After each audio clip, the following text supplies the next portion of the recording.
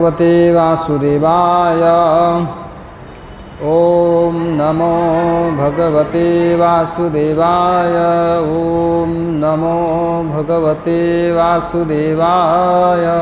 नारायणं नमस्कृत्य नरं चैव नरोत्तमं देवीं सरस्वतीं व्यासं ततो जयमुदीरये। नष्टप्रायेषु भद्रेषु नित्यं भागवत सेवया भगवती उत्तमश्लोके भक्तिर्भवति नैष्ठिकी। नारायणं नमस्कृत्य नरं चैव नरोत्तमं देवीं सरस्वतीं व्यासं ततो जयमुदीरये। ॐ अज्ञानतिमिरान्धस्य ज्ञानाञ्जनशलाकया चक्षुरुन्मिलितं तस्मै श्रीगुरवे नमः। वसुदेवसुतं देवं कंसचाणूरमर्दनं देवकी परमानन्दं कृष्णं वन्दे जगद्गुरु। कृष्णाय वासुदेवाय हरये परमात्मने प्रणतक्लेशनाशाय गोविन्दाय नमो नमः। तप्तकाञ्चन गौरांगी राधे वृन्दावनेश्वरी वृषभानुसुते देवी प्रणमामि हरिप्रिये। हे कृष्ण करुणा सिंधु दीनबंधु जगत्पते गोपेश गोपिका कांत राधा कांत नमस्तुते। तो आज हम परम मंगल इस दिन में वैशाख मास शुक्ल पक्ष तृतीया, तो आज अक्षय तृतीया का यह अंतिम दिन है। और इस दिन में कल से हम देखते हैं कि 10:50 से अक्षय तृतीया प्रारंभ हो चुकी थी और आज का जो समय सुबह 6:15 बजे तक का था। तो ये जो अक्षय तृतीया है इसके बारे में हम कुछ संक्षिप्त में उसकी महिमा दी है उसका वर्णन करेंगे। विष्णु पुराण में भी इसका वर्णन है, भविष्य पुराण में भी इसका वर्णन है और तैत्तरीय उपनिषद इसमें भी इसका वर्णन है। समय के हिसाब से आज के इस सोमवार के दिन में सिद्धेश्वर भगवान जी के सानिध्य में हमें बैठकर यह गुणगान करने का अवसर प्राप्त हो रहा है। तो जो भी महिमा बताइए इसे हमें थोड़ा ठीक ठीक सुनना चाहिए। जब तक हम सुनते नहीं हैं तब तक उस चीज़ की महिमा हमें पता नहीं चलती। भले हम कितना भी मंदिर में आए, लेकिन मंदिर की जब तक महिमा समझ में नहीं आएगी तब तक चाहे भगवान के विग्रह हो, चाहे भगवान के भक्त हो, चाहे भगवान का प्राकट्य दिन हो, चाहे भगवान का दर्शन करना हो, ये समझ में नहीं आएगा। इसलिए सुनने की बहुत भारी महिमा बताई है। तो आपा जी ने कहा था कि सोमवार के दिन में श्रोताओं की भारी भीड़ होती है, तो मैंने कहा चलो ठीक है, उसी दिन हम इसका गुणगान करेंगे। तो इसलिए हमें सुनने के लिए बहुत सजग रहना चाहिए, क्योंकि कलयुग में कहा गया है कि भगवान को अगर देखना है तो उसके लिए सबसे बड़ा साधन भगवान के बारे में सुनना। जब तक हम भगवान के बारे में सुनेंगे नहीं तब तक हमें भगवान का दर्शन नहीं हो सकता है। तो कहते कि कान के माध्यम से ही भगवान का दर्शन कलयुग में होता है, आँखों के माध्यम से हो सकता है लेकिन उसके लिए बहुत समय लगता है और वैसी भक्ति भी करनी पड़ती है, तब जाकर भगवान का दर्शन हमें हो सकता है। इसलिए सुनना बहुत ज़रूरी है। जब तक सुनते नहीं हैं तब तक हमारा तीसरा नेत्र खुल नहीं जाता है। तो ऐसे ही अक्षय तृतीया की कई सारी महिमा का वर्णन किया है, उसके बारे में हम थोड़ा थोड़ा कुछ संक्षिप्त में यहाँ पर आपको वर्णन करेंगे। ये देखिए, अक्षय तृतीया का यह इतिहास कहते हैं कि इसमें कई सारी घटनाएं घटित हुई है ना। तो इसी दिन कहते हैं कि अनेकों सारे इतिहासों का वर्णन आता है। तो इसका जो नाम है अक्षय तृतीया, कहते हैं अक्षय, क्षय का मतलब होता है नाश हो जाना। आप बैठ जाइए, वहाँ सुनना है तो ऐसे मत बैठिए। पीछे चेयर भी है, चेयर लेके बैठ सकते हैं। जिनको दिक्कत है वह चेयर पर बैठ सकते हैं और जिनको प्रणाम करना है दूर से ही प्रणाम कीजिए। तो क्षय का मतलब होता है नाश होना और अक्षय का मतलब होता है कि उस कार्य का कभी भी नाश नहीं होता है, उसे अक्षय कहते हैं। इसलिए साल में सबसे बड़ा दिन इसे कहा गया है अक्षय तृतीया।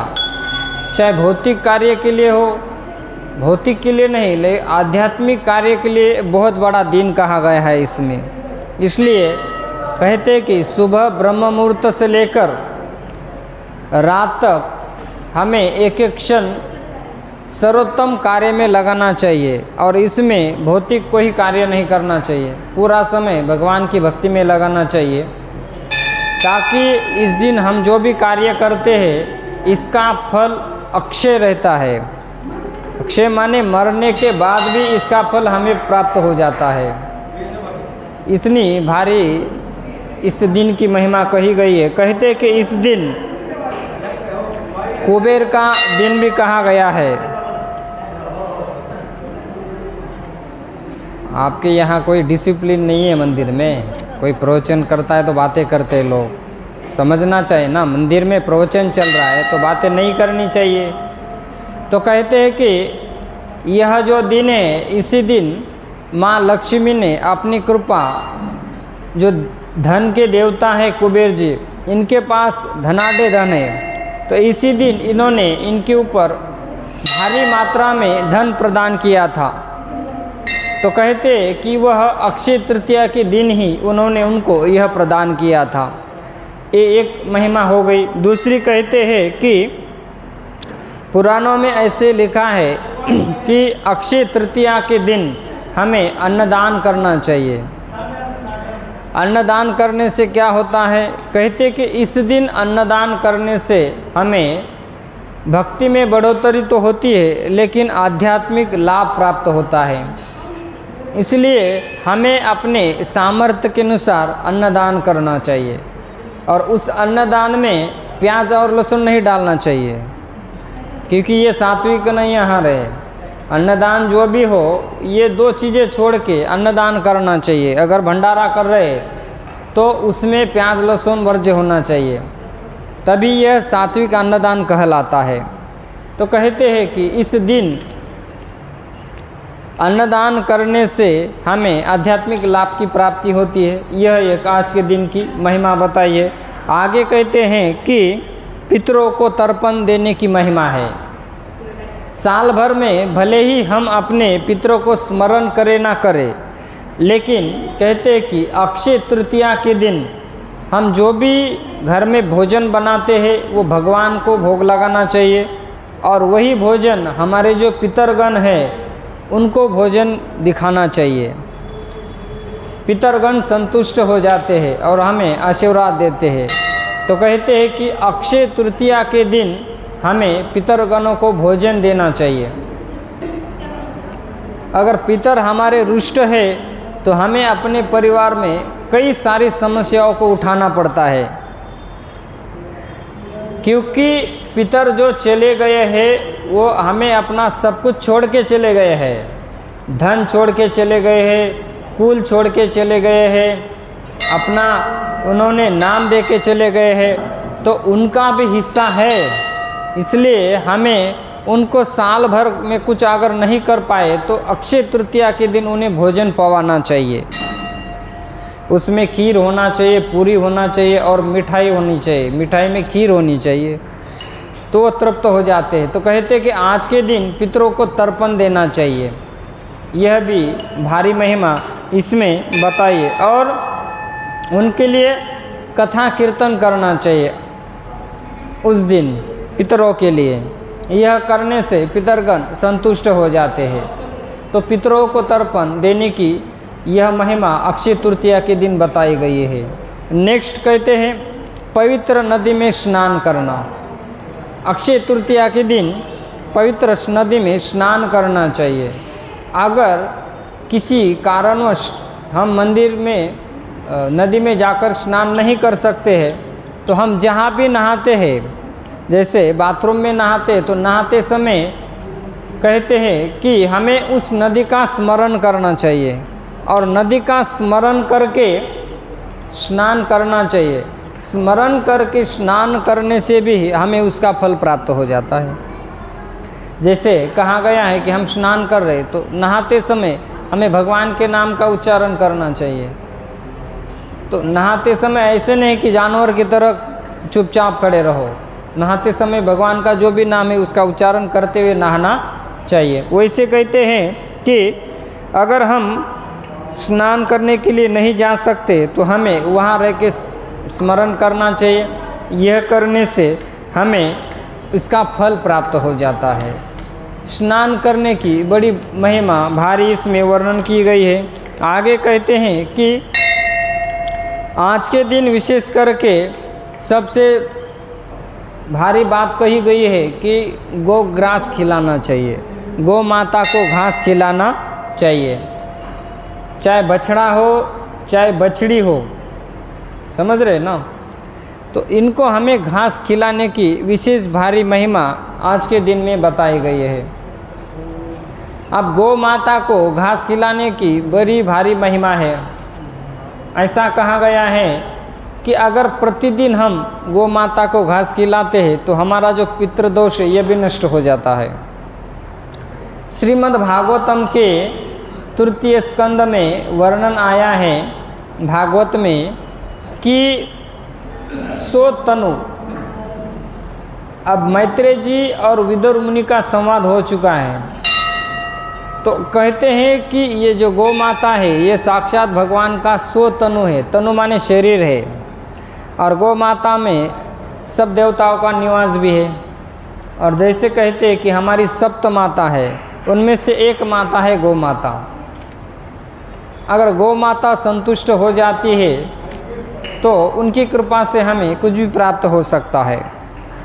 हम देखते हैं कि पहले जो बुजुर्ग लोग थे, माताएं, या आज भी कुछ कुछ गांव में दिखता है, जैसे ही घर में रोटी बनती है चूल्हे के ऊपर तो पहला ग्रास दिया जाता है अग्नि को, दूसरा ग्रास दिया जाता है गौ माता को, अतिथि को, और एक होता है कुत्ते के लिए रोटी, है ना। आजकल क्या होता है, जैसे रोटी बनती है पतिदेव खाते हैं, तो भैया जिनका ग्रास है उनका निकालना चाहिए कि नहीं। एक तो अग्नि का निकालो थोड़ा सा, गौ माता का एक रोटी निकालो, है ना, और एक कुत्ते के लिए। पहले लोग 1-2 रोटी एक्स्ट्रा बनाते थे अतिथि के लिए। आजकल अगर घर पे अतिथि आए तो लोगों को टेंशन आने लगती है ना, है कि नहीं आज की स्थिति। तो कहते हैं कि आज के दिन गौ माता को घास खिलाने की बहुत भारी महिमा बताई गई है। ये आगे कहते इस दिन की महिमा वसंत ऋतु और ग्रीष्म ऋतु की संधि का दिन है। माने ठंडी के दिन खत्म होते हैं और ग्रीष्म माने गर्मी के दिन का प्रारंभ हो जाता है। तो यह जो दिन है यह अक्षय तृतीया की संधि का काल है। कहते वसंत एंड होता है और ग्रीष्म माने गर्मी के दिन प्रारंभ होने का जो संधि का काल है, यह काल है अक्षय तृतीया के दिन से गर्मी प्रारंभ होने लगती है। तो यह है अक्षय तृतीया की महिमा। नेक्स्ट महिमा कहते हैं कि आज के दिन माँ गंगा का इस धराधाम पर प्राकट्य हो चुका है। कहते हैं कि रघुवंश में, रघुकुल में, इक्ष्वाकु वंश में अनेक राजा हुए। सगर राजा हुए, दिलीप महाराज हुए, असमंजस हुए, अंशुमान हुए, लेकिन इन्हीं की परंपरा में अंतिम में एक राजा हो चुके हैं। कहते हैं कि सगर महाराज।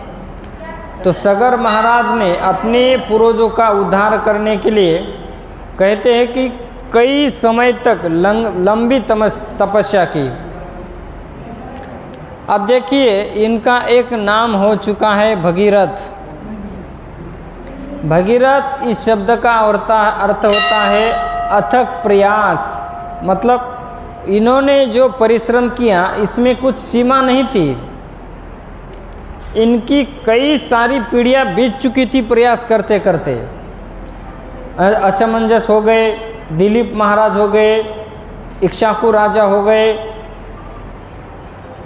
और दिलीप राजा के बाद आते हैं कहते हैं भगीरथ महाराज। 2-3 पीढ़ियां बीतने के बाद भगीरथ महाराज अंतिम थे कि जिन्होंने गंगा माता को इस धराधाम पर लाने के लिए कठोर तपस्या की। जब गंगा माता ने कहा कि मैं इस धराधाम पर प्रकट हो सकती हूँ, आ सकती हूँ, लेकिन मेरी 2 शर्त है। क्या शर्त है?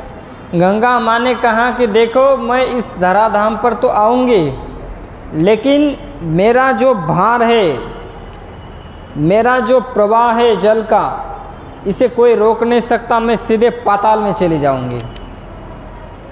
तो इसे कोई रोकने वाला चाहिए।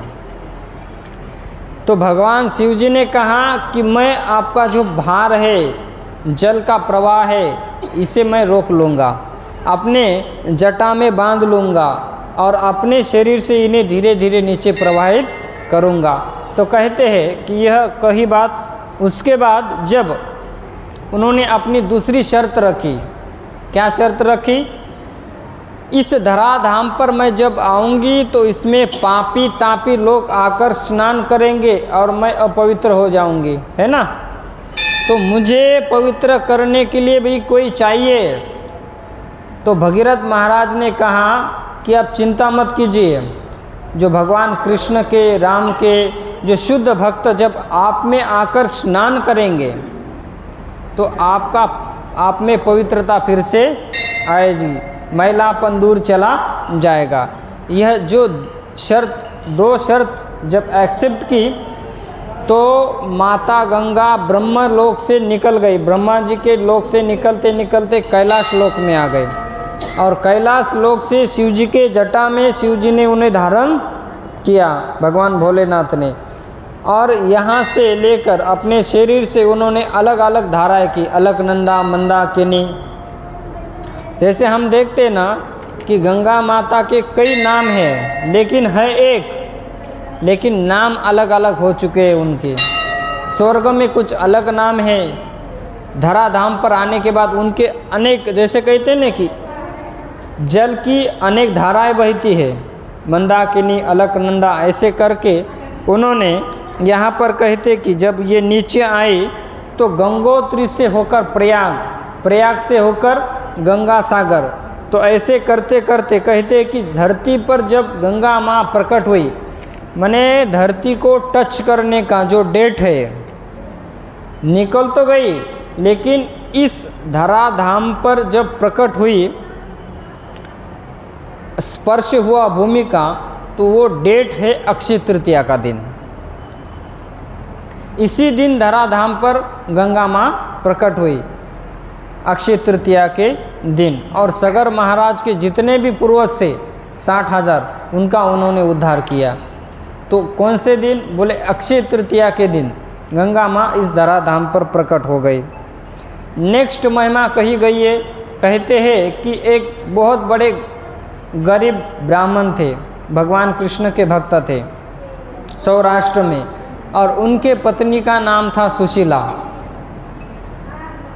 तो उन्होंने कहा कि देखिए आप भगवान की भजन भक्ति तो करते हैं, लेकिन हमारे पास खाने के लिए कुछ भी नहीं है। हे पतिदेव, आप अयाचक वृत्ति से अपना जीवन व्यतीत करते हैं। मैं मानती हूँ कि आप कुछ काम नहीं करते, जो भी प्रारब्धवश भगवान की कृपा से मिल जाता है वह आप गुजारा कर लेते हैं। लेकिन मैं आपको यह कहना चाहती हूँ कि मैं बच्चों को कह के थक चुकी हूँ कि आज एकादशी है, आज सोमवार का व्रत है, इसलिए घर में खाने के लिए कुछ नहीं बनेगा। लेकिन मैं कितने दिन तक इस बात को छुपाऊँ बच्चों को कि घर में कुछ खाने के लिए नहीं है। और मैंने तो सुना है कि द्वारकाधीश भगवान श्री कृष्ण आपके मित्र है, तो कम से कम एक बार तो उनको जाकर मिलिए, उनकी कृपा दृष्टि करके आइए। तो सुदामा जी जो उनके पति, उन्होंने कहा कि देखो जब हमारे पास कुछ नहीं होता है ना, तो हमें मित्र के पास नहीं जाना चाहिए। हम ऐसी स्थिति में जब हमारे पास सब कुछ हो तब मित्र को मिलना चाहिए। तो उनकी पत्नी सुशीला कहती है कम से कम जाकर मिलकर तो आइए, बस इतना तो कीजिए। मैं यह नहीं कहती हूँ कि आप कुछ काम धंधा कीजिए, है ना, आप भजन भक्ति खूब कीजिए, मैं आपको कुछ नहीं कहूँगी, लेकिन केवल जाकर दर्शन करके आइए। तो सुदामा जी कहते कि चलो ठीक है, पत्नी के कारण कम से कम हमें भगवान का दर्शन तो हो जाएगा, है ना। ऐसा कहा गया है कि अगर पत्नी भक्त है भगवान की, भले दिन कितने ही बुरे क्यों ना हो उस पति के, लेकिन समय अच्छा बीत जाता है। अगर पत्नी भगवान की भक्त है तो पति का बड़ा सौभाग्य होता है। नहीं तो कई बार क्या होता है कि पतिदेव को संडे को छुट्टी होती है और वो कहते हैं कि मंदिर जाना है। जैसे ही मंदिर जाने के लिए निकलते हैं तो किचन से आवाज़ आता है कि आप कहाँ जा रहे हैं, है ना। और वो कहते हैं कि आज छुट्टी है, दर्शन के लिए जा रहा हो। तो पत्नी कहती है कि घर में कई सारे काम पड़े हैं, आपको समझता नहीं है, टीवी ठीक करना है, वॉशिंग मशीन ठीक करना है, अब तो गर्मी के दिन आ गए, कहीं एसी भी बंद हो जाती है, कूलर भी ख़राब हो जाता है। लेकिन सुदामा की यहाँ स्थिति अलग है। सुदामा कहते कि देखो मेरा कितना भाग्य है कि मेरी पत्नी भगवान की भक्त है और ये मुझे भगवान का दर्शन कराने के लिए भेज रही है। अगर अच्छे संस्कारशील पत्नी प्राप्त होती है तो समझना चाहिए उस पति का बड़ा भाग्य है ना। अगर संस्कारशील पत्नी है, भक्त पत्नी है, तो उस घर की 21 पीढ़ियाँ तर जाती है। और जब भक्त पत्नी है तो घर में उत्सव मनाना चाहिए। क्या करना चाहिए? भगवान का उत्सव मनाते रहना चाहिए। कि गृहस्थी में यही तो सबसे बड़ा लाभ है। लेकिन बहुत बड़ा घर है और उस घर में कोई सत्संग नहीं है, भगवान की भक्ति नहीं है, तो उस घर का क्या लाभ है? वो तो शमशान के समान हो गया। तो इसलिए हमें सत्संग का आश्रय ग्रहण करना चाहिए गृहस्थी में। तो सुदामा जी निकल गए। अब सुदामा जी का शरीर दुबला पतला है, ऐसा है कि हवा का झोंका जोर से आए तो गिर जाए। लकड़ी का सहारा लेते लेते सुदामा जी द्वारकाधीश के यहाँ पहुँच गए पोरबंदर से। और वहाँ जाने के बाद में उन्होंने द्वारपालों को कहा कि देखो मैं द्वारकाधीश का मित्र हूँ और मुझे उनको मिलना है। तो वहाँ जो द्वारपाल थे उन्होंने कहा आप जैसे भिखमंगे के द्वारकाधीश कैसे मित्र हो सकते हैं? तो उन्होंने उनकी बात को माना नहीं है। तो सुदामा जी कहते देखो कम से कम एक बात ध्यान में रख लो, मैं यहाँ रह के भगवान की राह देखते देखते अपना प्राण त्याग दूंगा। और जब द्वारकाधीश अपने महल से बाहर निकलते हुए जब पूछेंगे कौन है, तो उनको इतना ही कह देना कि आपका सखा, आपका मित्र, गुरुकुल में आप जिनके साथ पढ़ते थे वो सुदामा आया था। जैसे ही वो मेरा नाम सुनेंगे ना, उनके आँख से अजस्र आंसू बहेंगे।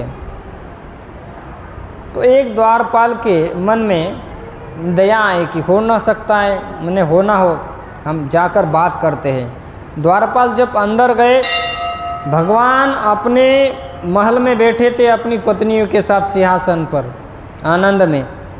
तो द्वारपाल ने कहा प्रभु कि द्वार पर एक द्विज दुर्बल आया है और वह आपको कहता है कि वह आपका मित्र है। तो भगवान कृष्ण कहते हैं कि कौन है? तो वहाँ पर उन्होंने वर्णन किया है कि प्रभु मैं उसकी पहचान आपको क्या बताऊँ, कुछ बता नहीं सकता। क्यों? देखो हर एक आदमी की कुछ न कुछ पहचान होती है ना। चाहे महाराष्ट्र के है, राजस्थान के है, होते ही कि नहीं। जैसे देखते हैं हम कि अगर कोई मारवाड़ी है तो उनकी एक अलग पहचान होती है, कोई गुजराती है तो उनकी एक अलग पहचान होती है ना।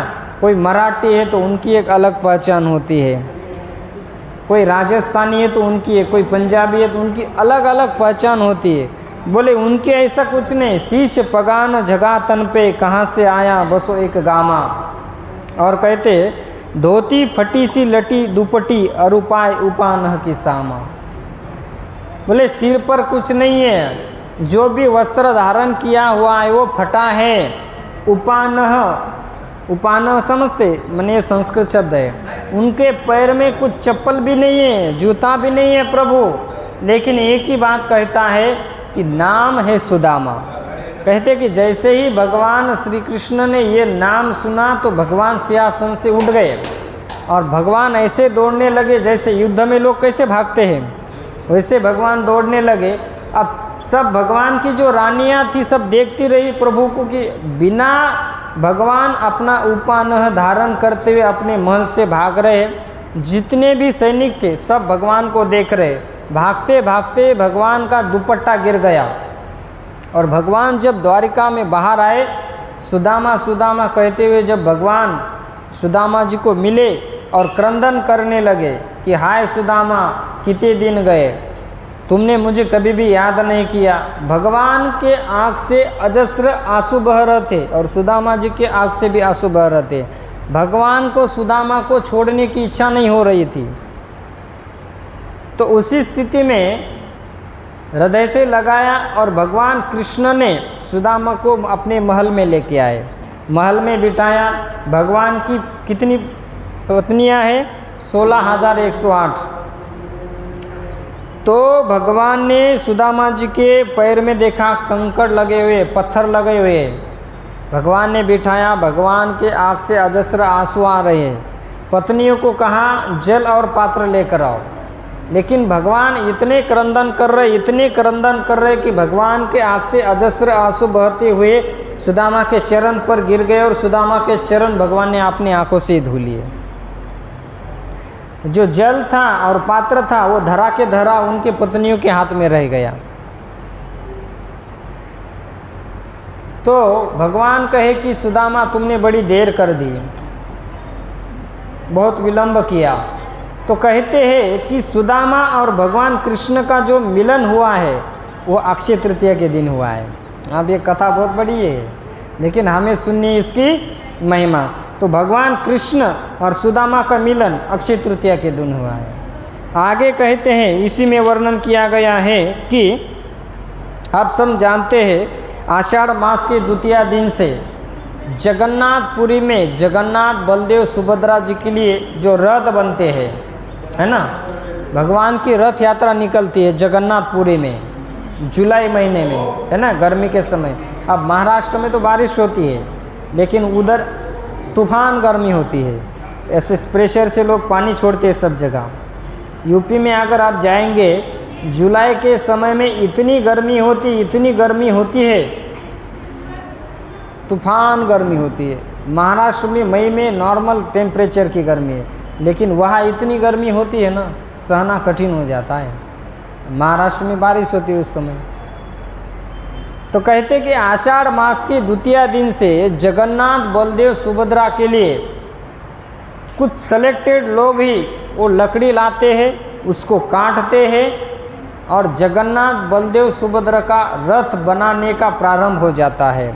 और ये रथ बनता है 3 से 4 मास में। जगन्नाथ भगवान जो है एक बार गाड़ी यूज करते, रिटर्न दूसरी पुरानी यूज़ नहीं करते, नई गाड़ी रहती है भगवान की। जैसे कोई गाड़ी लेता है ना, फिर बाद में उसी में बैठता रहता है। लेकिन ये जगत के नाथ है, इनके लिए हर साल नया रथ बनता है, जगन्नाथ बलदेव सुभद्रा और सुदर्शन जी। तो कहते हैं कि यह रथ बनाने का जो समय है यह शुरू होता है अक्षय तृतीया के दिन से। भगवान का रथ बनना प्रारंभ हो जाता है और फिर 4 महीने पूरे हो जाते हैं तो बन के तैयार होता है और फिर भगवान बैठते हैं और भगवान जी का रथ निकलता है। तो यह है, इसी दिन यह रथ बनना प्रारंभ हो जाता है। आगे कहते हैं कि आज के ही दिन अक्षय तृतीया के दिन जो द्रौपदी है और 5 पांडव है, इनको सूर्य भगवान ने अक्षय पात्र प्रदान किया था। ऐसा पात्र है कि जितने आटम चाहिए वो आटम मिलेंगे, जो चाहिए वो मिलेगा और जब चाहिए तब मिलेगा। आप देख लो, आप समझ रहे हैं ना, जैसे माताएं कुछ बनाती है ना तो अब जो बनाएंगे वही रहेगा, लेकिन इसमें था कि आप जो बोलोगे वो आटम मिलेगा आपको। और जितना चाहिए उतना मिलेगा। इसे कहते अक्षय पात्र। तो यह अक्षय पात्र अक्षय तृतीया के दिन द्रौपदी को प्राप्त हुआ था। ये अक्षय तृतीया की एक महिमा है। आगे कहते हैं कि इसमें एक वर्णन किया गया है आज के दिन कि ब्रह्मा जी के एक पुत्र हो गए कुश, कुश के कुछ नाम। और आगे कहते हैं कि इन्हीं पुत्र में हुए एक ऋचक ऋषि। तो कहते हैं कि गांधी जी ने विवाह किया और उनकी एक कन्या हुई सत्यवती, और इन सत्यवती का विवाह हुआ ऋचक ऋषि से। अब इन्हें कोई संतान नहीं थी, तो सत्यवती ने कहा कि हमें संतान चाहिए। क्या चाहिए?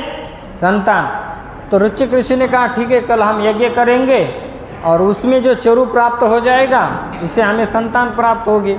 अब ये जो सत्यवती थी, इसकी माँ, इसको बेटा नहीं था। कहे कि बेटी हमारे लिए भी एक यज्ञ में चरु बनाने के लिए बोलो दामाद जी को। तो कहे कि चलो ठीक है, कल यज्ञ होगा, उसमें चरु प्राप्त हो जाएगा। यज्ञ हो गया, चरु उत्पन्न हुआ। ऋचक ऋषि ने कहा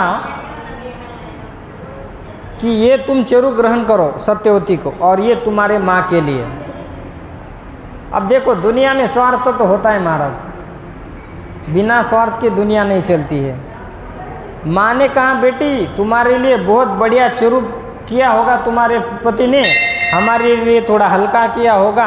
हम क्षेत्रीय है, हमें संभालना पड़ता है, देखना पड़ता है, तुम ब्राह्मण हो, इसलिए तुम क्या करो, तुम्हारा चरु मुझे दे दो, क्योंकि तुम्हारे पति ने तुम्हारे लिए भारी चरु बनाया होगा, है ना, मेरे लिए कमी होगी।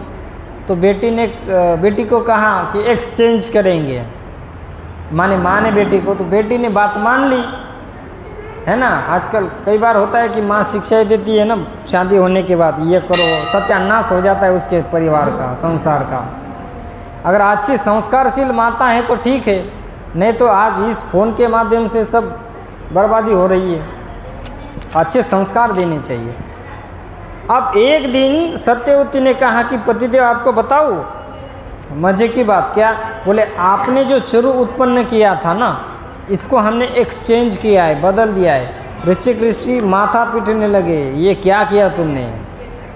हम ब्राह्मण हैं, इसलिए मैंने ब्राह्मण गुणवान पुत्र हो ऐसा चरु तुम्हें दिया था, और वो क्षत्रिय है, उन्हें संभालने की ज़रूरत है, इसलिए मैंने उनके लिए वो चरु बनाया था। तुमने ये क्यों किया? बोले अभी तो गड़बड़ होगा, तुम्हें जो पुत्र होगा वो घोर स्वभाव का पुत्र प्राप्त हो जाएगा, और उन्हें ब्राह्मण गुण का पुत्र प्राप्त हो जाएगा। सत्यवती कहे कि हे पतिदेव कुछ भी करो, मुझे ऐसे घोर स्वभाव का पुत्र नहीं चाहिए। पति ने कहा अब ये क्या हो सकता है, तुम्हें अब जो पुत्र होगा वो नहीं, लेकिन तुम्हारे पुत्र का पुत्र घोर स्वभाव का हो जाएगा। तो उनके पुत्र हुए जमदग्नि, और रेणुका से एक पुत्र हुआ परशुराम जी, घोर स्वभाव वाले क्षत्रिय। तो कैसे? कहते कि ऐसे परशुराम भगवान, इनकी जयंती अक्षय तृतीया के दिन, माने अक्षय तृतीया के दिन परशुराम भगवान प्रकट हुए, और उन्होंने अपना फरसू लेकर इस धरती पर 21 बार क्षत्रियों का विनाश किया था। क्यों? क्योंकि वैसे क्षत्रिय उस समय थे, इसलिए उन्होंने उनका विनाश किया था। तो ऐसे परशुराम जी जिन्होंने सहस्त्रभाव अर्जुन को भी मारा था। एक बार क्या होता है, ये सहस्त्रभाव अर्जुन जमदग्नि ऋषि के यहाँ आता है, राजा है। अब ये जमदग्नि, उनके पास कामधेनु गाय रहती है, बहुत पकवान खिलाते। राजा की इच्छा हुई मुझे गाय चाहिए, मना किया जमदग्नि, उन्होंने काट दिया, उसको मार दिया। अब रेणुका माता रो रही थी, उतने में परशुराम जी अपनी लकड़ी काट के आए। उन्होंने देखा कि उनकी माँ ने 21 बार छाती पीट पीट कर रोई। क्या हुआ बताया, सहस्त्रभाव अर्जुन आया था, उसने ऐसे किया, तुम्हारे पिता का गला काट दिया। गए सहस्त्रभाव अर्जुन के पास, उसकी सहस्त्र भुजाओं को काट के, उसका गला काट के उसका वध कर दिया। ऐसे परशुराम जी अक्षय तृतीया के दिन प्रकट हुए, और कहते हैं कि जहाँ गायों की हत्या होती है और जहाँ हमारे स्त्रियों पर अत्याचार होता है तो हमें परशुराम जी की सीख प्राप्त होती है। वहाँ पर हमें क्या करना चाहिए, उनके जैसा कार्य करना चाहिए। ये परशुराम जी ने शिक्षा प्रदान की है कि शस्त्र केवल जंग लगने के लिए नहीं है, ये हमें उन्होंने शिक्षा प्रदान की है। बैठे बैठे रहेंगे तो फिर तो गड़बड़ हो जाएगी। तो इस दिन यह इनका प्राकट्य हुआ। आगे कहते हैं कि आज के ही दिन भगवान विष्णु से ब्रह्मा जी से कहते हैं कि मनु शत्रुपा प्रकट हुए। इनकी 3 कन्या हुई, आकुति, देहुति और प्रसूति। इनके ही परंपरा में आगे चलते हुए कहते कि अन्य 3 कन्या थी, इनका विवाह धर्म के साथ हुआ। और आगे एक कन्या थी मूर्ति, इनका विवाह धर्म के साथ हुआ। मूर्ति और धर्म से नर नारायण भगवान प्रकट हुए। बोले कभी अक्षय तृतीया के दिन नर नारायण भगवान बद्रीनाथ में बैठकर तपस्या कर रहे हैं। क्यों? भगवान हमारे लिए तपस्या कर रहे हैं। आज भी हम देखते हैं कलयुग है, लेकिन आज भी सब कुछ अच्छा हमें चलता हुआ दिख रहा है। इसका कारण यह है कि भगवान वहाँ बैठकर तपस्या कर रहे हैं नर नारायण रूप में। तो ये भगवान की बड़ी अनुकंपा हमारे ऊपर है। तो यह अक्षय तृतीया के दिन मूर्ति और धर्म के माध्यम से नर नारायण भगवान प्रकट हुए।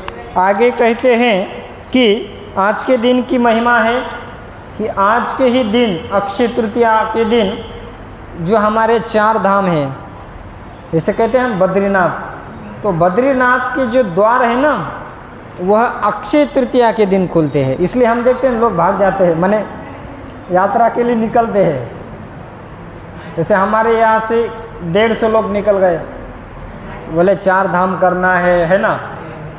देखो अन्य समय में बद्रीनाथ में बर्फ होता है, वहाँ कोई नहीं जा सकता है। ऐसा कहा है उस समय नारद जी या देवता भगवान की सेवा करते हैं बद्रीनाथ जी की। लेकिन केवल 3 या 4 मास ही हमें मिलते हैं गर्मी के, जो भगवान का द्वार कपाट खुलता है, सबको दर्शन होता है और मनुष्य को वहाँ भगवान की सेवा पूजा दर्शन करने का लाभ प्राप्त होता है। वह दिन है अक्षय तृतीया।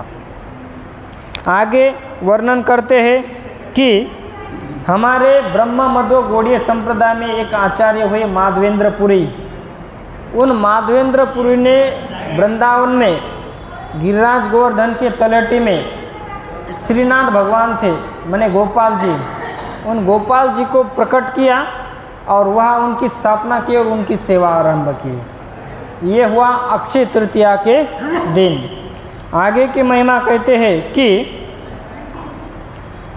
आज के दिन भगवान विष्णु ने हैग्रीव रूप का धारण किया। हैग्रीव समझते हैं ना, घोड़े के जैसा, और वेदों की रक्षा की। जैसे हम देख रहे हैं ना, वराह भगवान प्रकट हुए थे और पृथ्वी की रक्षा की थी, और हिरण्याक्ष को मार दिया था पृथ्वी की रक्षा करने के लिए। वैसे इस वेदों को ब्रह्मा जी से चुराया था। ब्रह्मा जी खराटे मार रहे थे, राक्षस आए और वेदों की लेके गया। हैग्रीव भगवान आए और उनसे लेके फिर ब्रह्मा जी को उनके पास वेदों को फिर से दे दिया।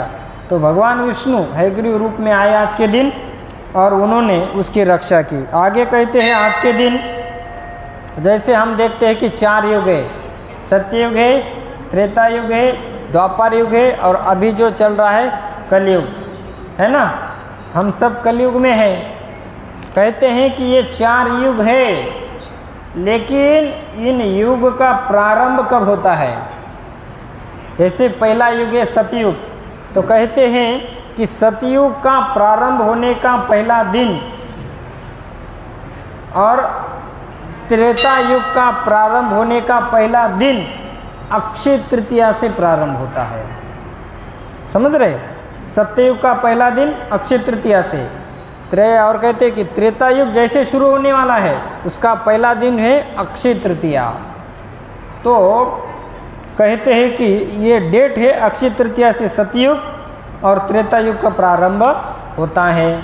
नेक्स्ट कहते हैं अक्षय तृतीया की आज के दिन की महिमा, कुरुक्षेत्र में हस्तिनापुर जो सभा लगी थी, और इस सभा में कहते हैं कि कुरुवंश की जो वर वधू थी, इस वर वधू को नग्न किया जा रहा था, और वहीं पर द्रौपदी ने देखा भीष्म पितामह है, अंधे धृतराष्ट्र है, 5 पांडव है, इन्होंने सबको पुकारा अपनी रक्षा के लिए, लेकिन उस कुरुवंश की असभा में या असत सभा में उनका किसी ने रक्षण नहीं किया। तभी उन्होंने भगवान श्री कृष्ण को पुकारा, और भगवान कृष्ण को जैसे उन्होंने पुकारा तो भगवान अपने पत्नियों के साथ खेल रहे थे द्वारिका में, तो भगवान की आँख फड़क गई। भगवान को समझ में आया कि द्रौपदी ने पुकारा है। जैसे भगवान को समझ में आया तो भगवान निकल गए। गरुड़ जी कहते कि प्रभु आप मेरे ऊपर बैठ के चलिए। भगवान कहते हैं कि गरुड़ जी आज तुम्हारी गति भी धीमी हो गई है। तो भगवान भागने लगे, तो भगवान ने अपना एक वस्त्र अवतार धारण किया और अपना वस्त्र छोड़ा आगे, भगवान पीछे, और वहाँ जो असत सभा में द्रौपदी का वस्त्र हरण कर रहा था दुशासन, तो दुशासन इतना वस्त्र खींचता गया कि ये स्वयं थक गया। और हमारे महाराष्ट्र एक संत कहते, परम पूज्य डोंगरे महाराज कथा में कि बोलते ये साड़ी है कि नाड़ी है, माने इतने खींच रहे लेकिन वो वस्त्र पूरा नहीं हो रहा है। तो भगवान ने अपना वस्त्र अवतार धारण करके द्रौपदी की वहाँ लज्जा का रक्षण किया, बचाव किया, और वह दिन है अक्षय तृतीया का दिन। इसलिए हमारे जो कई मुहूर्त है ना, जैसे विजयादशमी है, दीपावली है, और उसमें से एक है अक्षय तृतीया, ये भी हमारा एक मुहूर्त कहा गया है। जैसे कहते हैं ना 3.5 मुहूर्त, उसमें से अक्षय तृतीया भी एक विशेष मुहूर्त कहा गया है। तो आज अक्षय तृतीया के दिन द्रौपदी को वस्त्र प्रदान किया भगवान ने और उनका रक्षण किया। आगे कहते हैं आज अक्षय तृतीया के दिन महाप्रभु वल्लभाचार्य इन्होंने क्या किया कि गिरिराज जी के ऊपर, गिरिराज जी समझते हैं वृंदावन में गिरिराज जी है हमारे, तो उसके ऊपर वहाँ ने श्री जी की स्थापना की और सेवा करना प्रारंभ किया।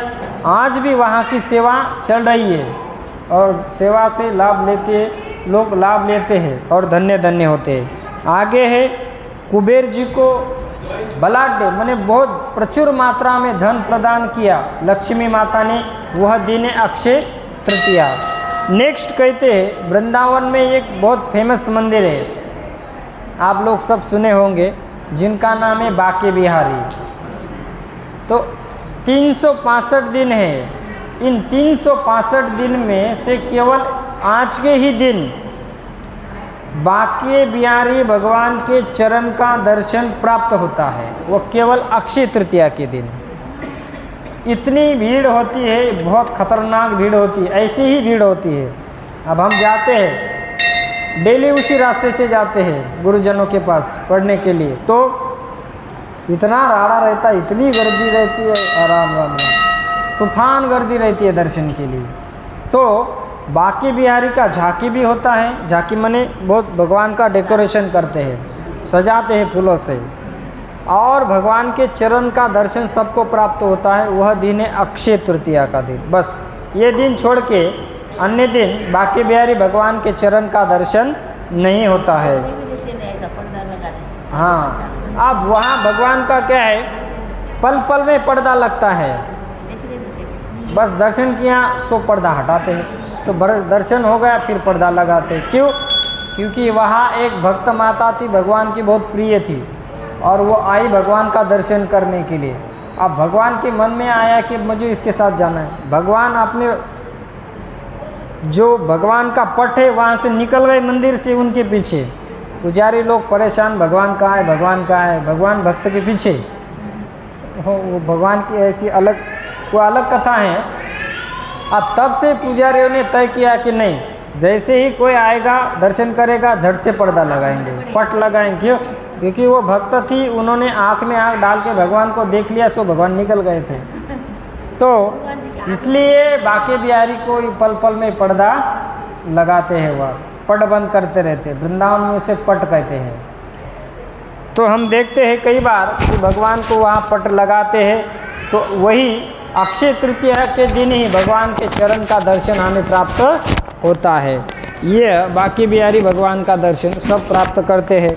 आगे कहते हैं कि नेक्स्ट महिमा है कि महाभारत का जो युद्ध हुआ है, कहते हैं कि ये जो हम कहते हैं ना धर्म क्षेत्र दिल्ली, वृंदावन से 2 घंटा, तो कहते हैं कि ये जो युद्ध है, इस युद्ध की समाप्ति, इस युद्ध का विराम अक्षय तृतीया के दिन हुआ। आगे कहते हैं कि नेक्स्ट महिमा का वर्णन करते हैं कि आज के ही दिन जगत माता अन्नपूर्णा देवी, इनका प्राकट्य हुआ इस धराधाम पर। कौन से दिन? अक्षय तृतीया के दिन। नेक्स्ट महिमा कहते हैं कि आज के दिन ग्रंथराज, सभी ग्रंथों के राजा, जिसमें किसी भी प्रकार का कपट नहीं है, ऐसे ग्रंथराज, पुराण तिलकम, पुराण सम्राट श्रीमद् भागवतम ग्रंथ का लिखान प्रारंभ हुआ था। वेद व्यास भगवान बोलते गए और गणेश जी महाराज उसको लिखते गए श्रीमद् भागवतम को। वो लिखने का दिन ये है अक्षय तृतीया। तो अक्षय तृतीया के दिन ही भागवत को लिखना प्रारंभ किया था। तो इतना भारी दिन है कि आज से दिन ये ग्रंथों के राजा, सर्वश्रेष्ठ पुराण तिलकम, जिसमें किसी भी प्रकार का कपट नहीं है, ऐसा ग्रंथ लिखा गया अक्षय तृतीया के दिन। और आज के दिन कहते हैं कि ऋषभदेव भगवान ने 13 मास तक अपना तप किया था, उपवास किया था। ऋषभ माने श्रेष्ठ, ऐसे ऋषभदेव भगवान ने 13 मास तक उपवास किया और अक्षय तृतीया के दिन अपना प्रारंभ पूरा किया। माने गन्ने का जूस पिया और अपना व्रत छोड़ा। जैसे जैन धर्म में उनके 24वें तीर्थंकर होते हैं ऋषभदेव भगवान, जो उनको मानते हैं। तो कहते हैं कि इन्होंने, इनके जैन मत अनुसार ऋषभदेव भगवान ने 13 मास तक तप किया और आज के दिन गन्ने का जूस पीकर अपना व्रत पूरा किया। तो वह दिन है अक्षय तृतीया। और लास्ट अंतिम महिमा है, वह महिमा है कि आज के दिन भगवान शंकराचार्य, जो भगवान शिव के अंश है, कौन है? भगवान शिव के अंश, इन्होंने इस जगत में कहते हैं कि शंकराचार्य प्रकट हुए और उन्होंने कनक धारा नाम का एक स्तोत्र है या ग्रंथ कहो, इसकी उन्होंने बहुत सुंदर रचना की। जो कहते कनक धारा स्तोत्र, बहुत सारे गाते इसको, इससे भगवान प्रसन्न होते हैं। तो इस स्तोत्र की यह सुंदर ग्रंथ इन्होंने लिखा। आज ही दिन शंकराचार्य ने यह कनक धारा स्तोत्र लिखना प्रारंभ किया। तो इस प्रकार से विष्णु पुराण, भविष्य पुराण और तैत्तरीय उपनिषद, इन ग्रंथों के माध्यम से हमने आप सबके सामने अक्षय तृतीया की महिमा का प्राकट्य किया, वर्णन किया संक्षिप्त में, क्योंकि समय के हिसाब से चलना चाहिए। और जैसे आपा जी ने हमें कहा था कि 1 घंटा तक श्रवण करने का समय है, तो हमारी तरफ से तो 50 मिनट ही हो रहे हैं। तो इस प्रकार से हमने अक्षय तृतीया की महिमा संक्षिप्त में आप सबके सामने वर्णन की है।